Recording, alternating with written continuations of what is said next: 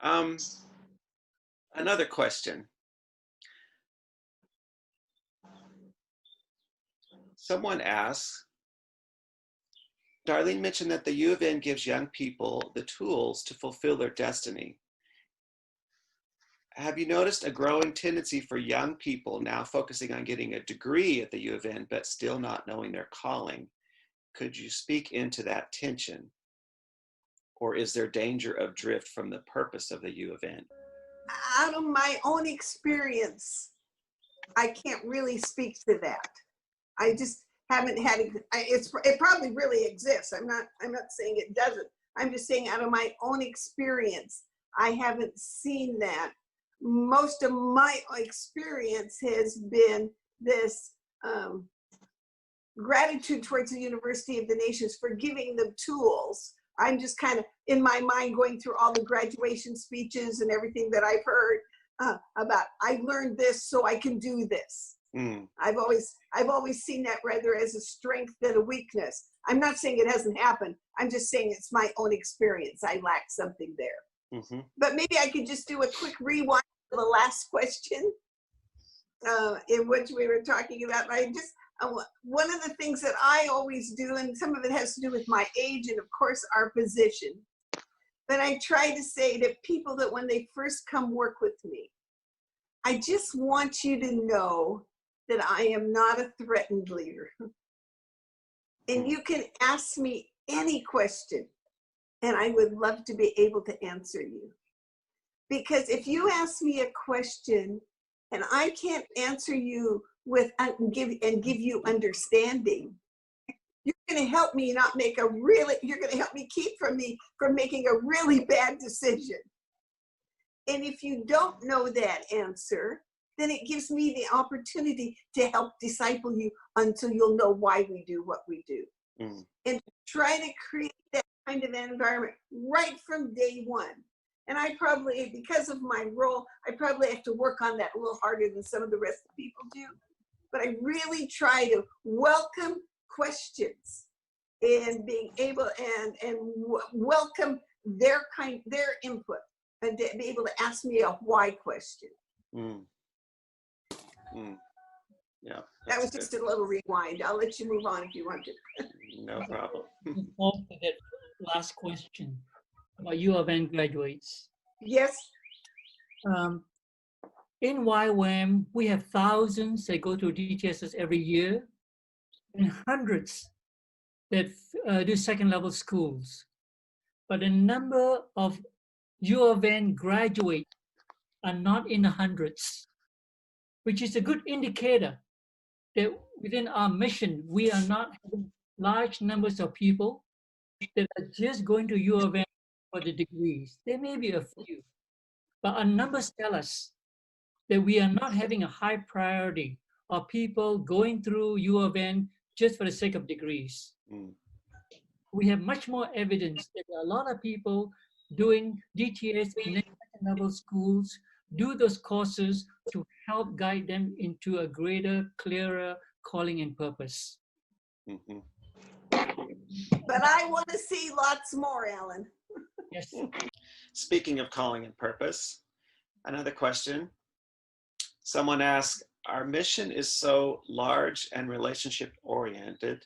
How do we ensure that no one, especially the older ones, are left out or forgotten in their pursuit of their mission and calling? Simple answer, inclusion. Being intentional. But truly, this cross-generational calling that we have is pursuing all ages and what they can give. And I think that we need to do, I know we probably need to do a better job of that, but creating those opportunities for that cross-generational. Another simple answer, join mentoring circles. Yeah. Intergenerational leaders in small groups, connecting with one another to empower each other through relationships, walking with one another towards calling and purpose, becoming a little learning community. cross Right. plus YWAM. Wonderful. Wonderful. Yeah. And if Could you're I add something to that? Yes. if you're interested in mentoring circles, you can get onto AALC website, aalc.asia. You can hear all about it. Sam, continue, please. I think there's something very key that Darlene shared. When I stepped down as national director and regional director, and then from the GLT, I went into a huge limbo because of my background. I was waiting for people to invite me. And that took about 15 years of being in somewhere in between. And then it hit me because I heard Lauren share in one of the meetings. And that activated something in me. It's not waiting to be included. You just insert yourself. And because you have come, there is so much that God has already done in so many people who are elders amongst us, that you need to insert yourself, not in a bad way, but to come in and say, how can I help you? How can I serve you? And today I'm a very happy man after being in 15 years in silence, or 15 years seemingly marginalized or seemingly sidelined.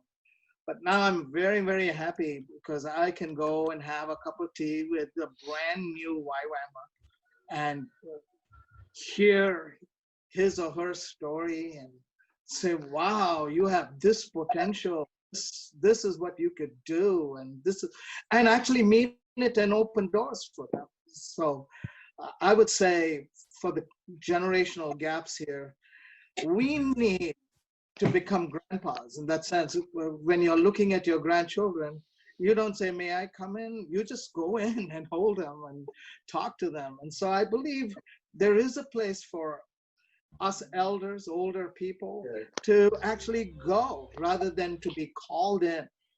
And being an Asian, that's what I did. That's what I believed in, to be called in. Don't push yourself. But now I'm a happy, very happy man. Wherever I see young people, I just go sit, have tea, coffee, or even invite them, have lunch with them, dinner with them, with no title, no nothing, and it's so exciting. I'm in a very, very happy stage of my life. So good. Good answer, Sam. Along the lines of what Darlene said about being inclusive, Tom Hallis is a great leader in our field who has been incredibly inclusive.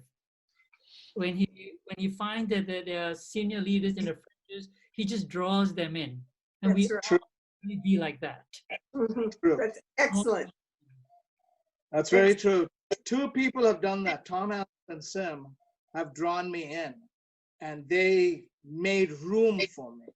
And I cannot say enough thank yous to Tom and Sim.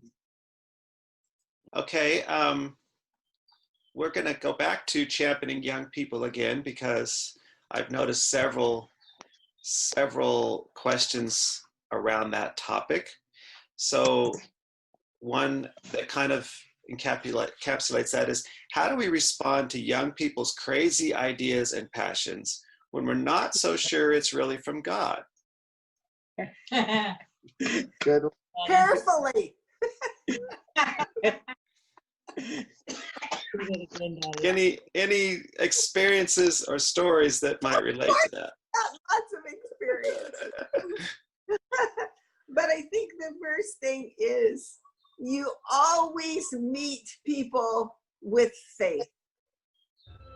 We've done some pretty crazy things ourselves and not very many people believed in. So make sure you're not listening out of your own limitations. And it's a check from the Lord, not just a check yourself, because you don't see how that could work. They can make things work that you and I never even thought of. So don't assume because they're young. Don't assume because their presentation is a little rough, sounds a little arrogant. Get all past that and say, Lord, is there something of yourself in this?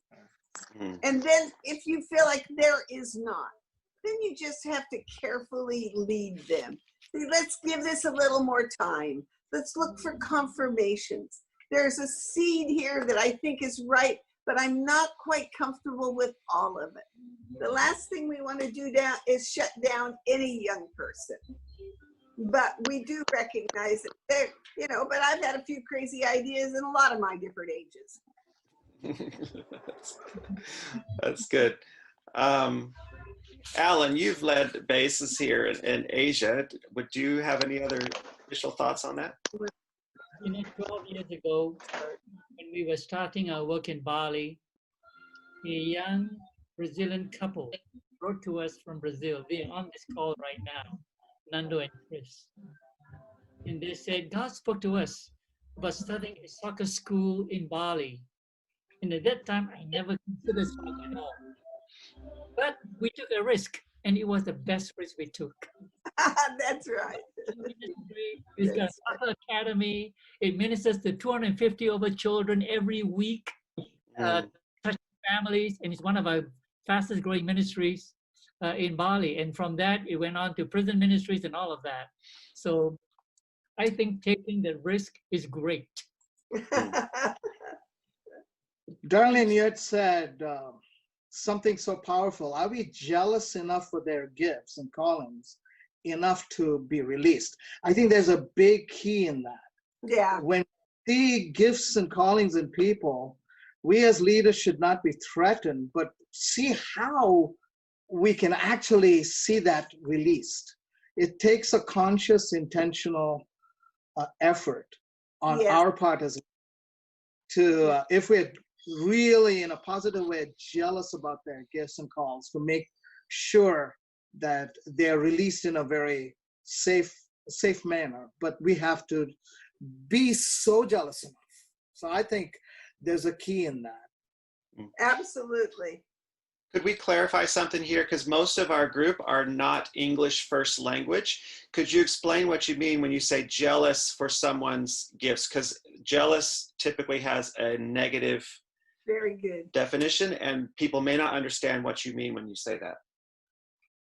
It means I passionately want it. I won't give up easily when not to see you be fulfilled. It's important to me that your gift shine. Therefore, I'm going to take a back seat in order to put you up forward. Amen. Yeah. Amen. Even if I can do it better than you. Amen. Yes. So it's the opposite of being jealous of something. Yes. In a negative sense.